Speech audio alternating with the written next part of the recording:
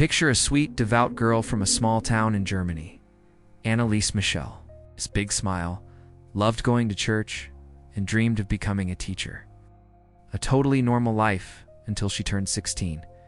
That's when her world wasn't just shattered, it was invaded. It started in 1968 with a violent blackout. Then another. Doctors diagnosed her with temporal lobe epilepsy and put her on heavy medication.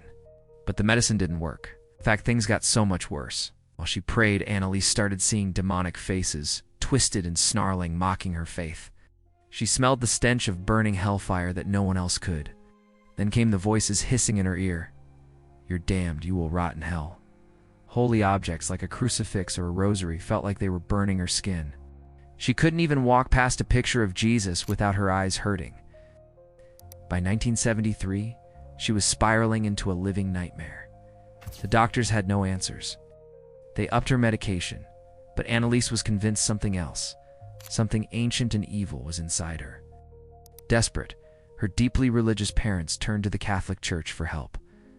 They pleaded for an exorcism, but the church was hesitant. It took 2 long years of begging before 2 priests were finally granted permission to perform the rite. What followed was 10 months of pure terror. They conducted 67 exorcism sessions, and they recorded them. Those tapes still exist, and they are the stuff of nightmares. On the recordings, you can hear Anneliese, her voice transformed into deep, guttural growls. Speaking in multiple demonic personas, she claims to be possessed by 6 demons, including Lucifer, Judas Iscariot, Cain, Nero, and even Adolf Hitler. She conversed in fluent Latin and other ancient languages she had never studied. Her physical torment was just as horrifying.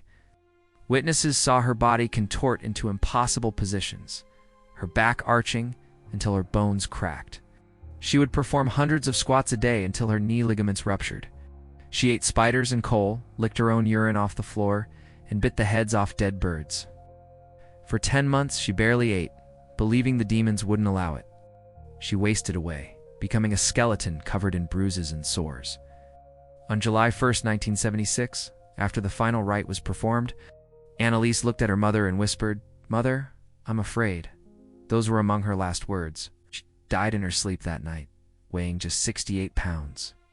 The official cause of death was severe malnutrition and dehydration. But her final words, recorded during the exorcism, were a plea for absolution.